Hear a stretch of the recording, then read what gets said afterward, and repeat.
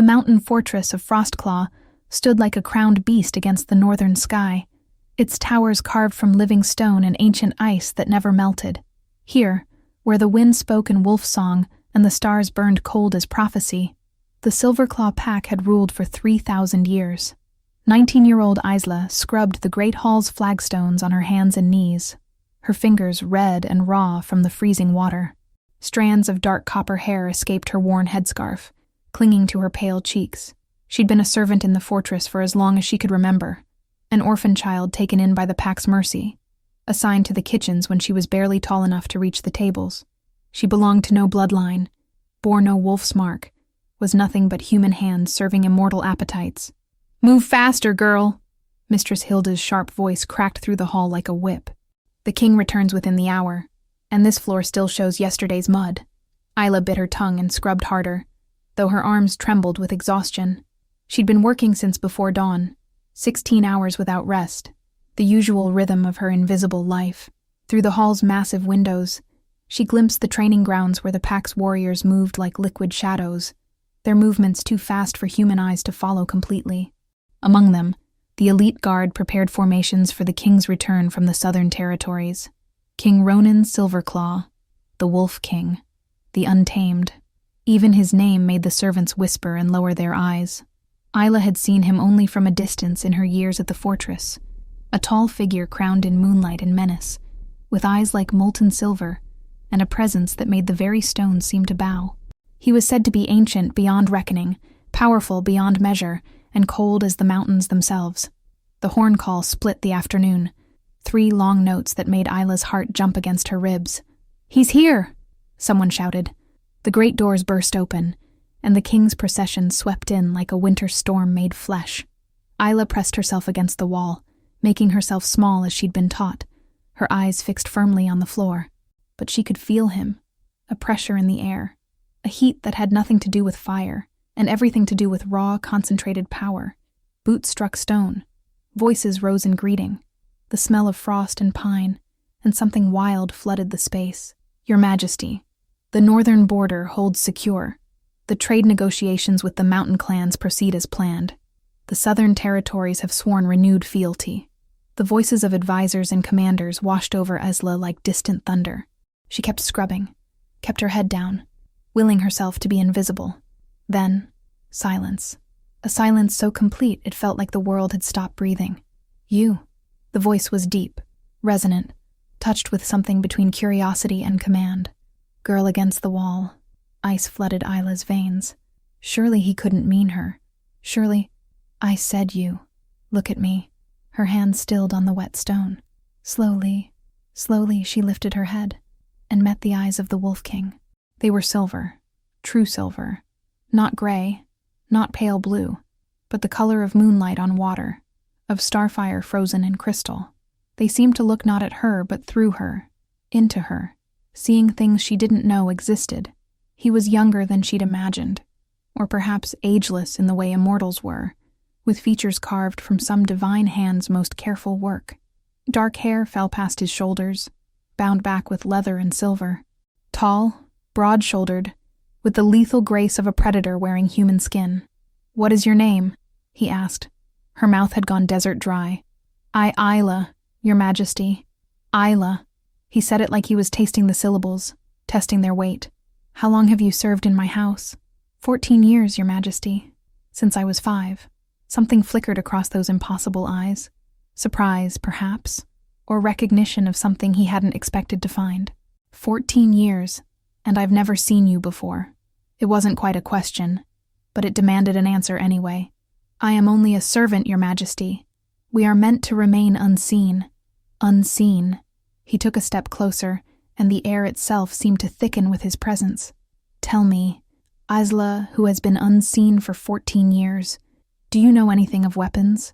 The question was so unexpected she blinked. No, Your Majesty. Servants are not permitted to train." "Of course not." A smile touched his lips, but it held no warmth, only a predatory amusement that made her pulse race. "Commander Theron." A massive man stepped forward from the king's retinue, his scarred face set in permanent disapproval. "My king? Tomorrow's dawn training. I want all warriors on the field. Ronan's eyes never left Isla's face. "And I want a demonstration of the knife drill, the one the new recruits practice. 3 targets, 20 paces, blindfolded." Theron's eyebrows rose fractionally. "Of course, Your Majesty. Should we prepare a special demonstration?" "No." That smile deepened, turned razor sharp. "A standard drill will suffice. I simply wish to observe." The way he said observe made Isla's skin prickle with unnamed warning. "You are dismissed," he told her, his tone shifting back to royal indifference. "Continue your duties." She curtsied quickly, clumsily, and fled before he could say anything else. But as she hurried back to the kitchens, she felt his gaze on her back like a brand, like a promise, like something that had just fundamentally changed in the architecture of her small, invisible life. That night, Isla couldn't sleep. She lay in her narrow cot in the servants' quarters, staring at the ceiling beams while her mind replayed that moment in the great hall, the way the king had looked at her, the strange question about weapons. What had he seen when he looked at her? What did he want? She rubbed at her arms, where strange sensations had been flickering all evening, like electricity beneath her skin, like something trying to wake up after a long, dreamless sleep. Just nerves, she told herself.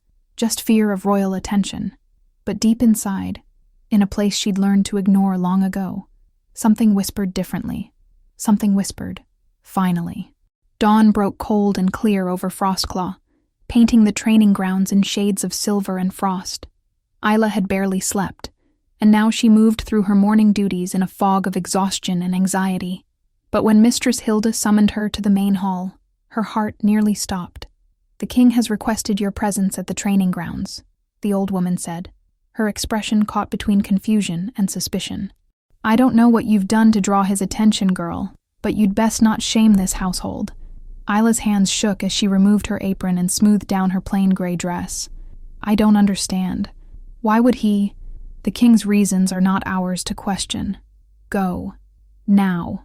The training grounds were already filled with warriors when Isla arrived, her stomach twisting with dread. Hundreds of them, all in their prime, moving through combat drills with supernatural precision. The elite guard, the king's finest. And in the center of it all, standing with casual authority, was King Ronan himself. He spotted her immediately, as if he'd been waiting. "Ah, our guest arrives." Every eye turned to her. Isla wanted to disappear into the ground. "Come forward," Ronan commanded, and there was no disobeying that voice. She walked on trembling legs to where he stood.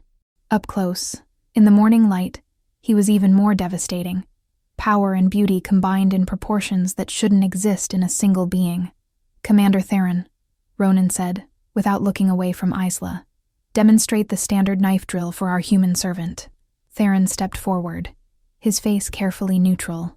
3 wooden targets had been set up at 20 paces, human-shaped silhouettes with marked kill zones at throat, heart, and belly. The commander drew 3 balanced throwing knives from his belt. Then, with practiced ease, he tied a blindfold across his eyes. The watching warriors had gone silent. Theron turned toward the targets, his body perfectly still for 3 heartbeats. Then his hand moved, 3 times, so fast the movements blurred. Thunk, thunk, thunk. Each knife struck true, throat, heart, belly. Perfect placement. The warriors erupted in appreciative shouts and sword clangs of approval. Ronan smiled coldly. "Adequate.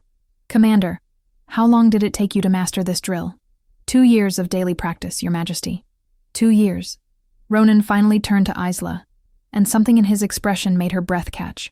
"Tell me, little servant, what did you notice about his technique?" She blinked, stunned.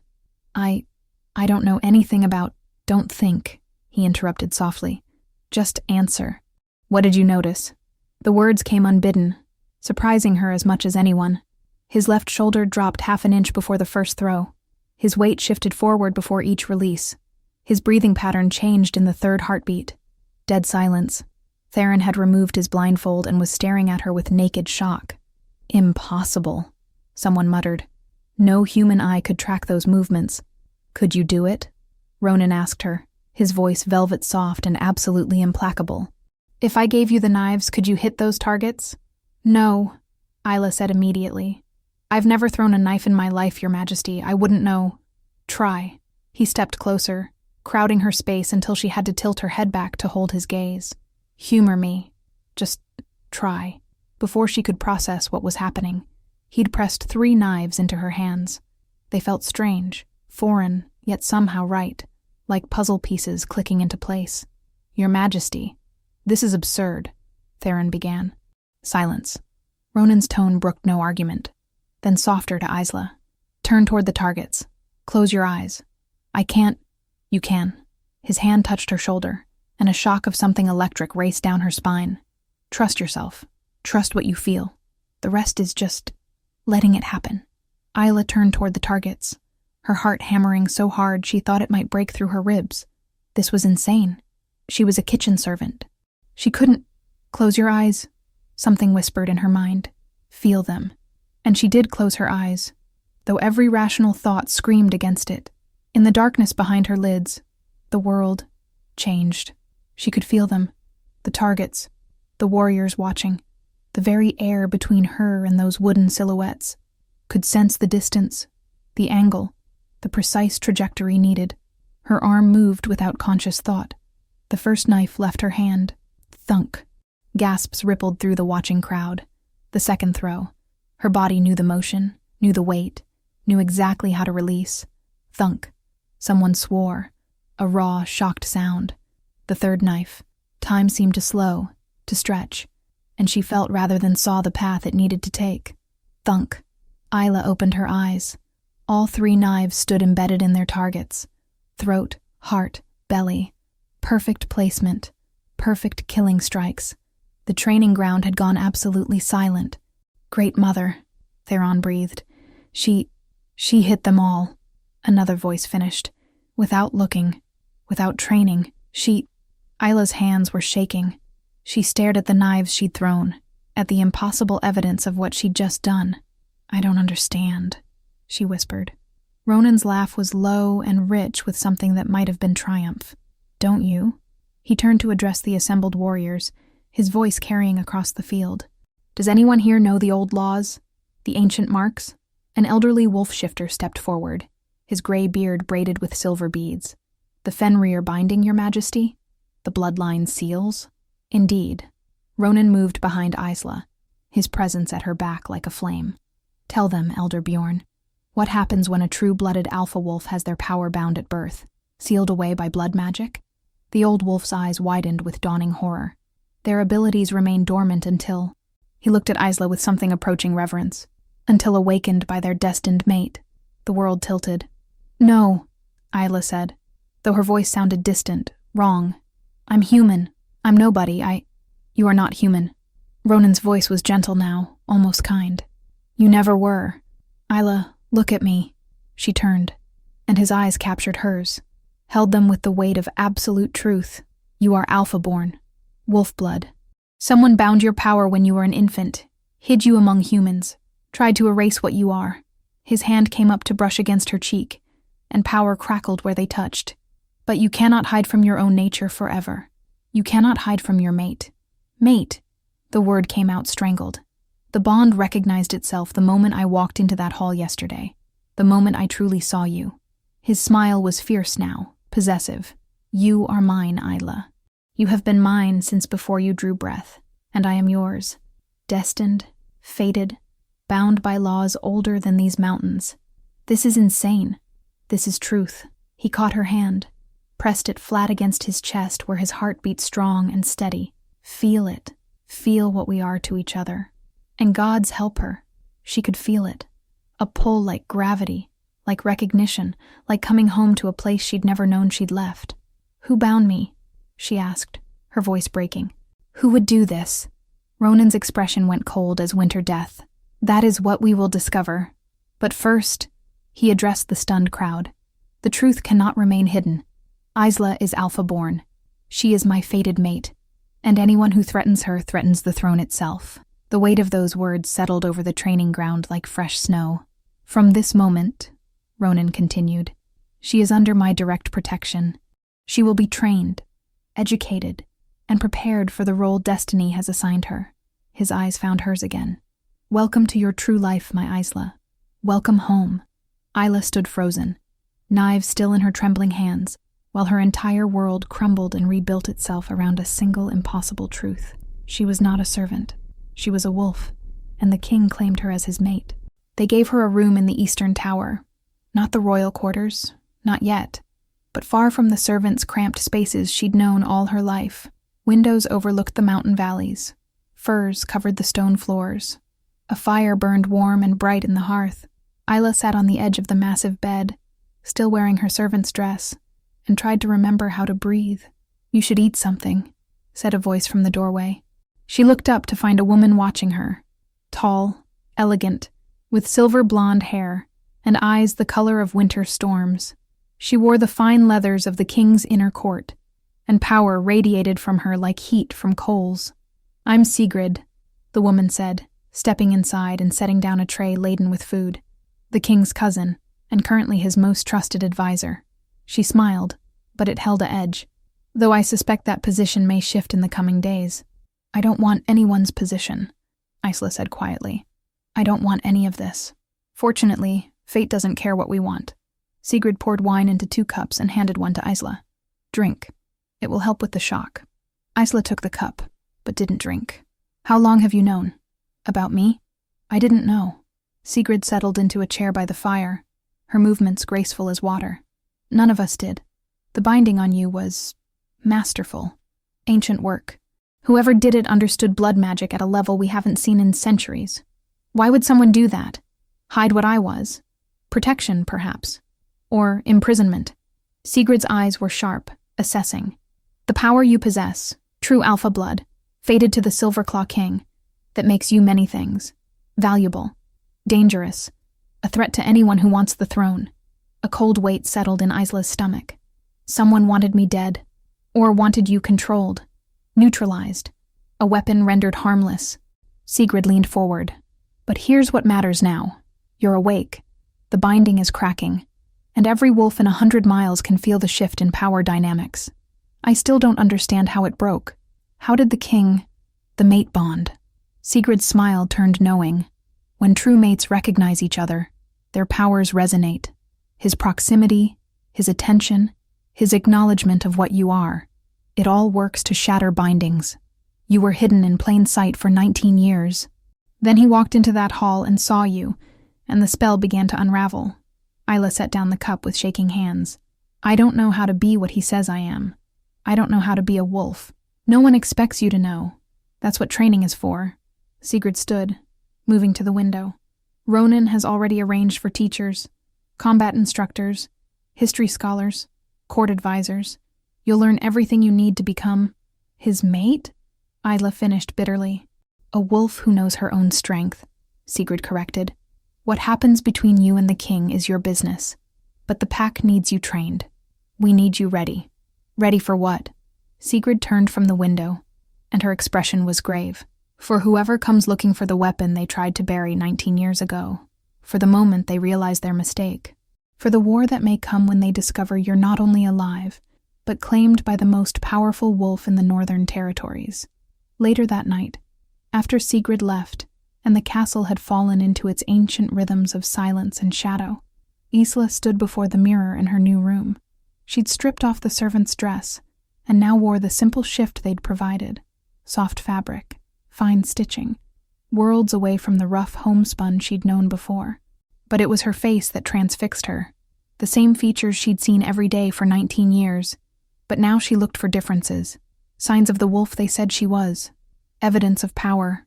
Her eyes were dark blue, ordinary, human. Her skin was pale from years indoors. Nothing about her screamed alpha wolf, and yet, she closed her eyes and reached for that feeling she'd had on the training grounds. That sense of knowing, of seeing without eyes, of power humming beneath her skin like a song she'd forgotten the words to. There, a flicker of something. Heat, energy, wild and restless and hungry. Her eyes snapped open. For just a moment, just a heartbeat, they'd shifted. Silver had bled through the blue, moonlight replacing mortality, wolf eyes staring back from a human face. The knock on her door made her jump, and the silver vanished like it had never been.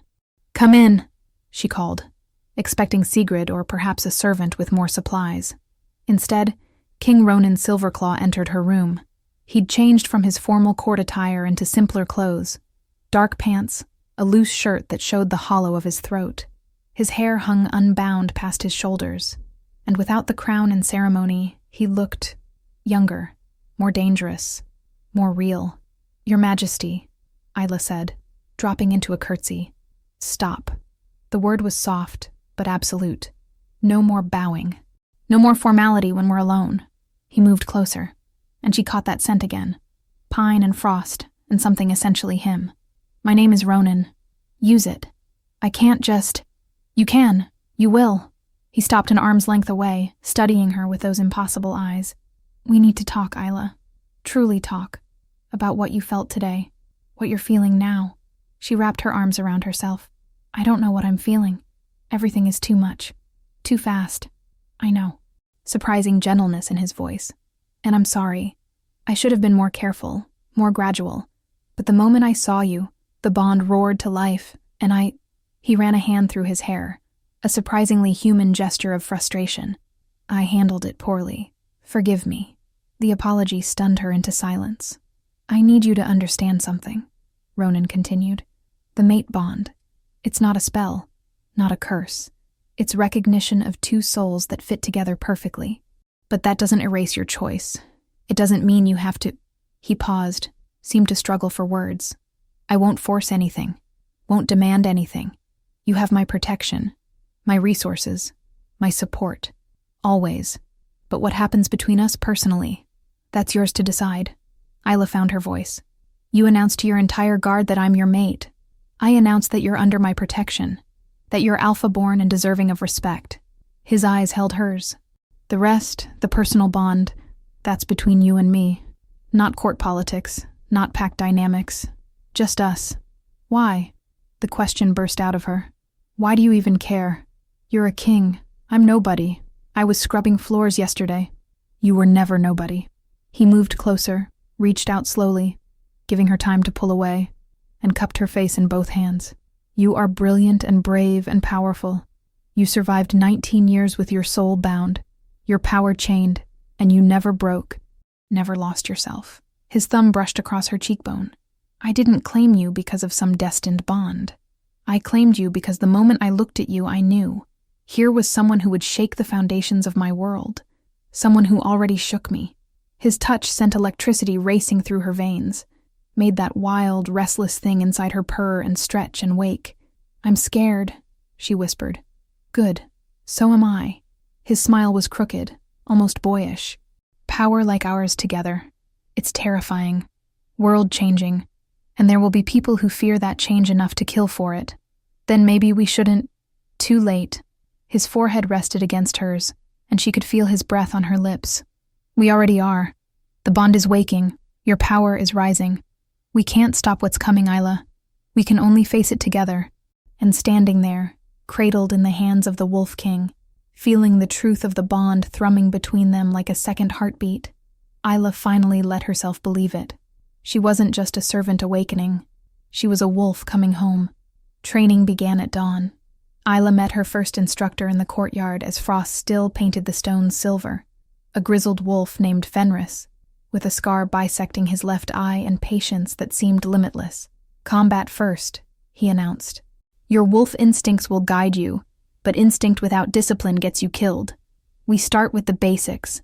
The basics, Isla quickly discovered, were brutal. He taught her footwork first, how to move, balance, strike, showed her where human anatomy was most vulnerable, where a well-placed blow could disable without killing, made her practice the same movements hundreds of times until her muscles screamed and her hands bled. "Again," he'd say, every time she stumbled or faltered. "Again. Your enemies won't give you mercy. I won't, either." But alongside the pain came revelation. Her body remembered things her mind didn't know. Movements that shouldn't be possible flowed naturally when she stopped thinking and simply let her instincts guide her. By the third day, she was moving faster than human speed, hitting harder than human strength should allow. The wolf was waking. History lessons came in the afternoons with Elder Bjorn, whose knowledge of pack lore went back centuries. "The Silverclaw line is the oldest unbroken alpha lineage in the north," he told her, spreading ancient texts across his study table. 3,000 years of rule. But power draws enemies like blood draws sharks. There have been 7 serious attempts on the throne in recorded history. 6 failed. And the 7th? Isla asked. Is ongoing. Bjorn's eyes were grave. Someone has been working in shadows for decades, manipulating trade routes, sowing discord between packs, funding rebel groups. Small disruptions that seem insignificant alone, but together. He gestured at the map showing marked incidents. A pattern emerges. Someone is preparing for war. You think that's connected to what happened to me? I think nothing this precise is coincidence. He tapped one of the texts, a page showing binding symbols. The spell used on you is Fenrir work. Ancient, forbidden. Only the most skilled blood mages could craft it, and there are perhaps 5 wolves alive with that knowledge. So we find them. 3 are dead. 1 is Sigrid. And the 5th, Bjorn's expression darkened. The 5th is your mother. The world stopped. My mother? Isla's voice came out strangled. I have a mother? She's alive? Was alive certainly 19 years ago when she bound you. Bjorn pulled out another text, this one showing family bloodlines. His finger traced down to a name, Astrid Nightfang. She was Alpha-born like you, powerful. But she disappeared the same night you were left at Frostclaw's gates. No one has seen her since. Isla stared at the name, trying to reconcile it with the mother-shaped void in her heart. Why? Why would she bind me and abandon me? Perhaps she had no choice. Perhaps she was protecting you from something worse. Bjorn closed the book gently. Or perhaps she was part of the conspiracy. We won't know until we find her. That night, unable to sleep, Isla found herself in the castle's ancient library, a tower room filled with texts and scrolls that smelled of leather and secrets. She was searching for more information about her mother when Ronan found her. Couldn't sleep either, he asked from the doorway. She looked up from the genealogy she'd been studying. Elder Bjorn told me about my mother, about Astrid. Ah, Ronan entered, moving to where she stood. And now you have more questions than answers. Every answer just leads to more questions. She touched the page, her mother's name written in elegant script. Why would she abandon me? Why hide me here, of all places? Why give you to me? Ronan finished softly. That's what you're really asking, isn't it? Why leave her alpha-born daughter at the gates of the Silverclaw King? Isla nodded, not trusting her voice. Ronan was quiet for a moment, his eyes distant with thought. There's an old wolf saying, hide your treasure where thieves look last. If your mother wanted you safe from enemies, putting you in plain sight at the most powerful Pax fortress, disguised as a human servant, it's actually brilliant. But she never came back for me? No. Which means either she couldn't, he paused, or something prevented her. The implication hung heavy between them. You think she's dead, Isla said flatly. I think if she were alive and free, nothing would keep her from you. Ronan's hand found hers, warm and steady. But we'll find the truth. I've already sent scouts to search for any trace of her. And if she lives, we'll bring her home. I promise you that. Isla looked at their joined hands. King and servant, alpha and alpha. Mates bound by something neither had chosen, but both were beginning to accept. Why do you care so much? She asked. About my mother, about my past. You have a kingdom to run, enemies to fight. Why spend resources on... Because you care. He said it simply, like it explained everything. Your pain is mine now. Your questions are mine. Your past matters because it made you who you are, and who you are matters more to me than any crown or throne. He stepped closer, his free hand coming up to cradle her face. Don't you understand yet? You're not just my mate, Isla. You're the other half of my soul. Your battles are my battles. Always. The bond between them flared. Not with heat this time, but with something deeper. Understanding. Recognition.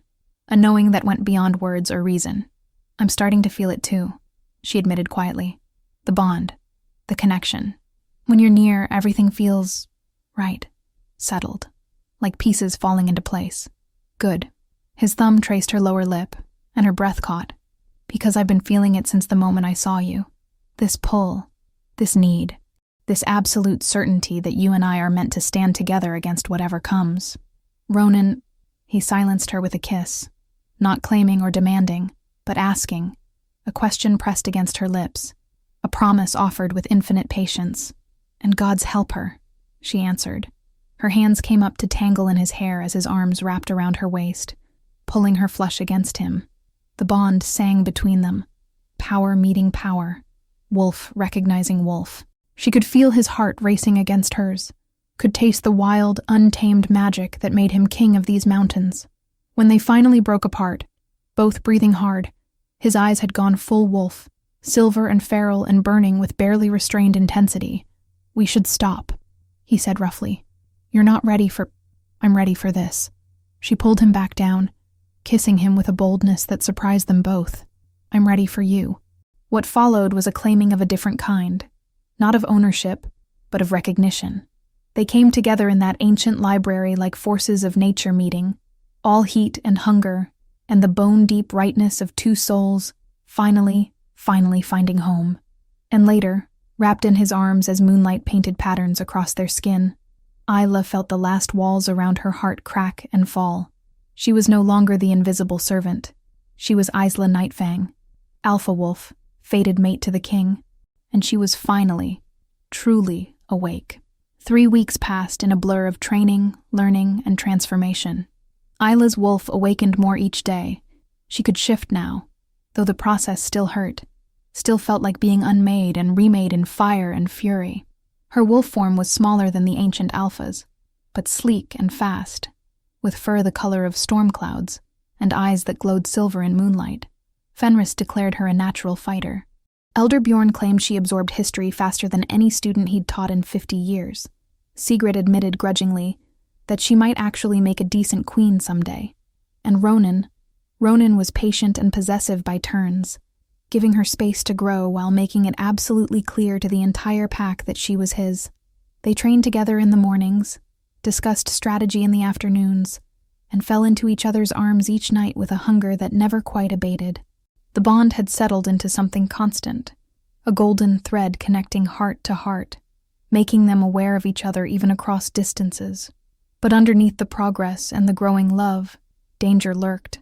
"We have a problem," Sigrid announced, striding into the war room where Isla and Ronan were reviewing border reports. "The scouts returned. They found evidence of your mother's trail." Isla's head snapped up. "Where?" "The Black Pine territories near the eastern border." Sigrid spread a map across the table, marking a location deep in disputed lands.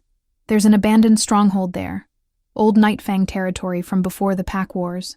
Our scouts found signs of recent occupation, blood magic residue, and—" She paused. "Your mother's scent, fresh, within the last moon. She's alive."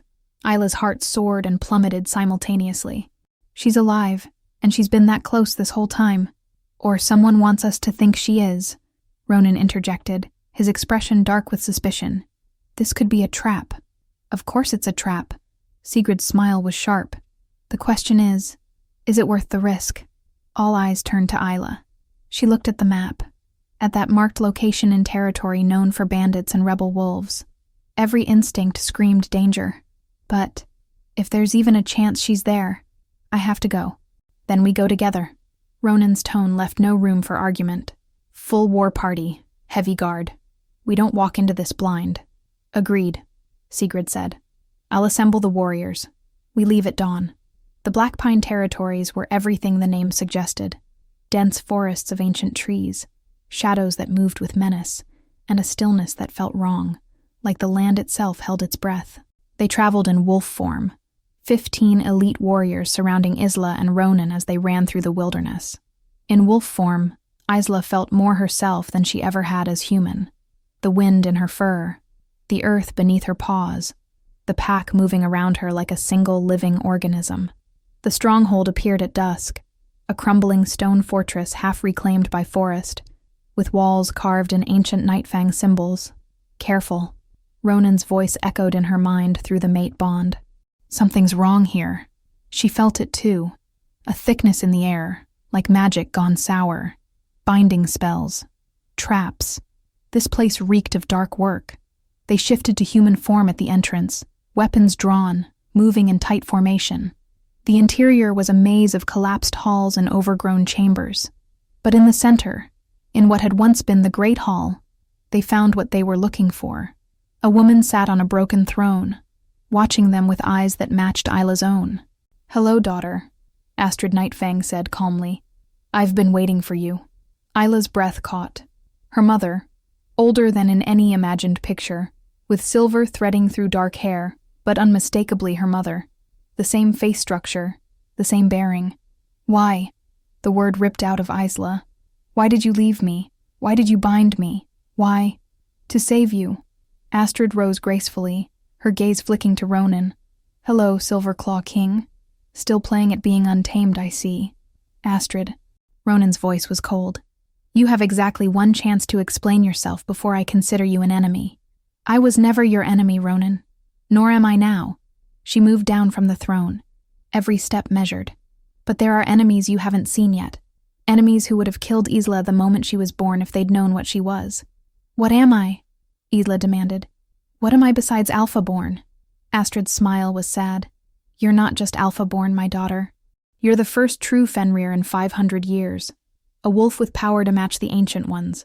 Power to change the fundamental structure of pack hierarchy." She looked at Ronan. "Power to make or break kingdoms." The revelation hit like a physical blow. "Fenrir," Elder Bjorn breathed behind them. "The wolf mother's direct line. Extinct since my ancestors were hunted to extinction, yes." Astrid's expression hardened. "Because Fenrir wolves can't be controlled. Can't be bound by normal pack hierarchies. They answer to no one but their mates. And their power is absolute. Kingdoms have fallen trying to possess or destroy us." "So you hid her," Ronan said slowly. "Bound her power so deep no one could sense what she was. And left her at your gates because I knew. I knew you were her mate. Knew you'd protect her even without understanding why." Astrid turned back to Isla. "I've been in hiding for 19 years, daughter. Watching from shadows. Eliminating threats before they could find you. Preparing for the day when you'd awaken and the wolves who fear Fenrir power would come hunting." "Who?" Isla asked. "Who wants to kill me?" "The Wolf Council." The answer came from a new voice. They spun to find Sigrid stepping forward, her face twisted with something between regret and determination, and in her hand, a blade coated with wolfsbane. "I'm sorry, Isla," Sigrid said softly. "Truly. But the council can't allow a Fenrir to exist. Not one bonded to the Silverclaw throne. Not one who could unite all the packs under a single rule." The betrayal hit harder than any physical blow. "Sigrid?" Ronan's voice was dangerous quiet. "What have you done?" "What I had to." She gestured, and wolves emerged from the shadows. Dozens of them, surrounding the stronghold. "The council has been planning this since they discovered prophecies about a Fenrir returning. We bound Astrid, tried to bind Isla, and when that failed," her eyes glittered with something like genuine sorrow, "we do what we've always done. We eliminate the threat. I trusted you." Ronan's power filled the space, making the very stones tremble. "You were family, and family sometimes makes the hardest choices." Sigrid raised her hand, and the wolves tensed to attack. "Don't make this harder than it has to be. Give us the Fenrir, and the rest of you walk free." The silence stretched like a drawn bowstring. Then Ronan moved. So fast he was a blur. His shift tore through the air, and suddenly a massive silver wolf stood where the king had been.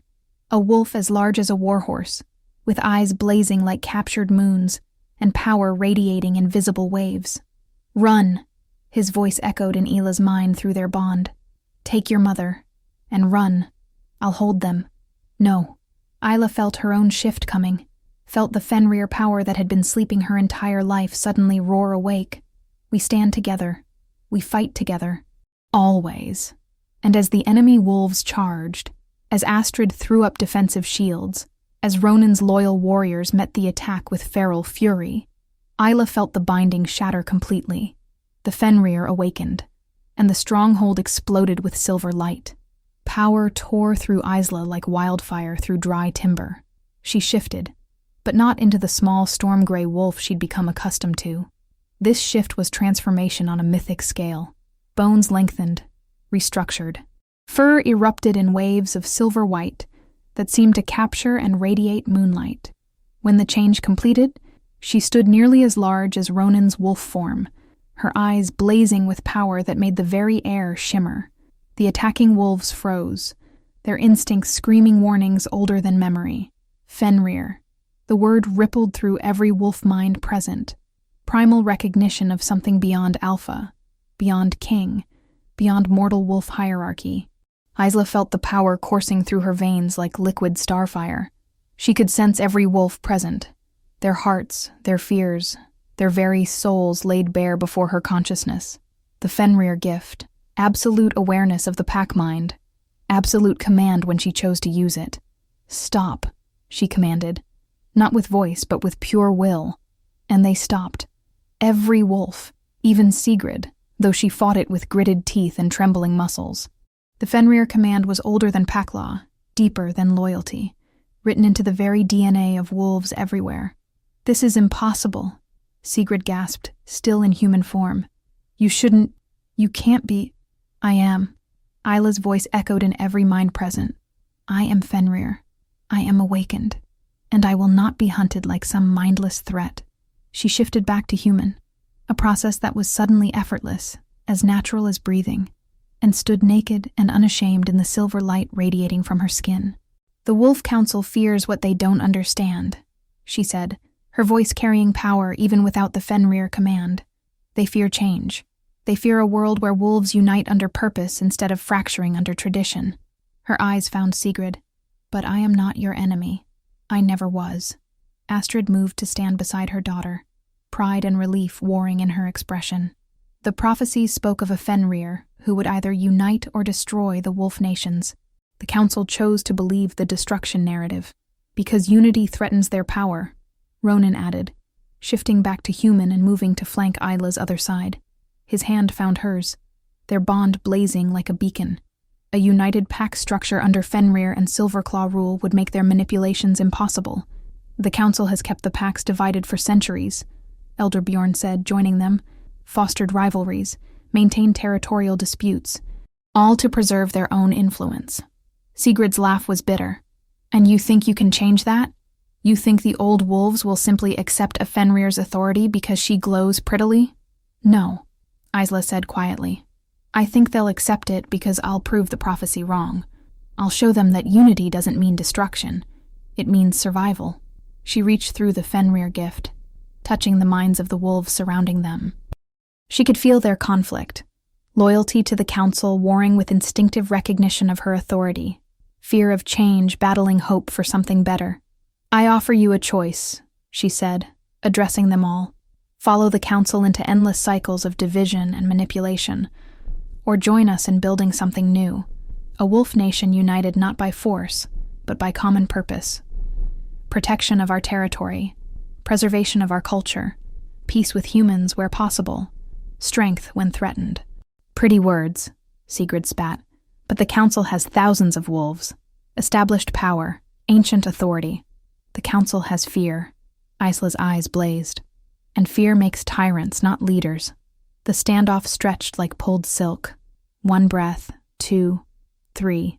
Then one wolf stepped forward, a scarred female from the ambush party, her eyes cautious but curious. "I would hear more of this unity," she said. "My pack has been at war with our neighbors for 3 generations. We've forgotten why we fight, only that we must." She looked at Isla. "If the Fenrir offers another way, I would listen." Another wolf joined her, then another, then 5 more. Sigrid watched her support crumbling, rage and desperation twisting her features. "You think this is over? The council will come, with armies, with ancient powers you can't imagine. Let them come." Ronan's voice was winter death.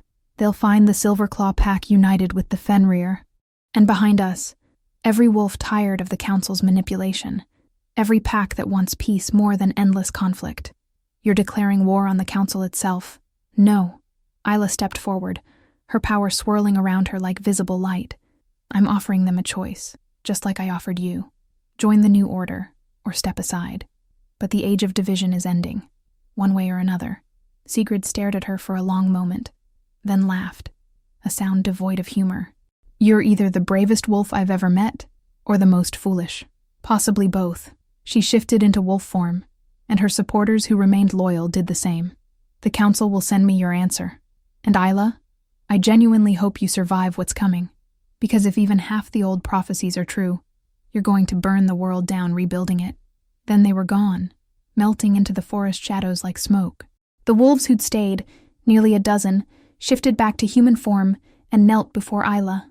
"We pledge to the Fenrir," the scarred female said, "to the new way, to unity." Isla felt the weight of their oath settle across her shoulders like a mantle. This was real. This was beginning. "Then rise as the first of the Fenrir pack," she said, the words feeling ancient and right in her mouth. "United not by territory or blood, but by purpose. We stand together. We protect our own. We build instead of destroy." As they rose, as oaths were sealed and bonds formed, Ronan pulled her close. "You realize what you've started?" he said through their private bond. "The council won't forget this, won't forgive it." "Good," she replied. "I'm tired of hiding, tired of being afraid. If they want war, we'll give them war, but on our terms, fighting for something worth defending." He kissed her then, fierce and claiming, their bond blazing between them. "My Fenrir queen," he murmured against her lips. "My mate, my revolution." Astrid watched from nearby, tears streaming down her face. "I never imagined," she whispered to Elder Bjorn, "when I bound her power, when I hid her, I never imagined she'd become this." "The prophecies never said whether the Fenrir would be savior or destroyer," Bjorn replied. "But perhaps that was always the choice. Not destiny, but decision. And she chose to save." Astrid smiled. "My daughter chose love over fear. Unity over division. The hard part starts now," Fenris added, joining them. "Building is always harder than destroying. The council has centuries of momentum. We have hope, and the Fenrir's power. Then we'd better make that enough." Isla had overheard, her senses now sharper than any ordinary wolf's. She turned to face her new pack, her mother, her mate, her teachers, and the wolves who'd taken a leap of faith. "Tonight we rest. Tomorrow we begin preparing for what's coming." Her eyes glowed silver in the darkness. "The council wants to see what a Fenrir can do. We'll show them. We'll show them all." "And what will we show them?" the scarred female asked. Isla smiled, not the shy expression of a servant, but the fierce joy of a wolf who'd finally found her purpose. That power isn't meant to dominate, it's meant to protect. That tradition can evolve without dying. That the strongest packs aren't ruled by fear, but bound by love. She looked at Ronan, at the mate who'd recognized her when she was still invisible. "That's what we'll show them. That's what we'll build. Starting with one pack at a time," Ronan added, his hand finding hers. "One choice at a time.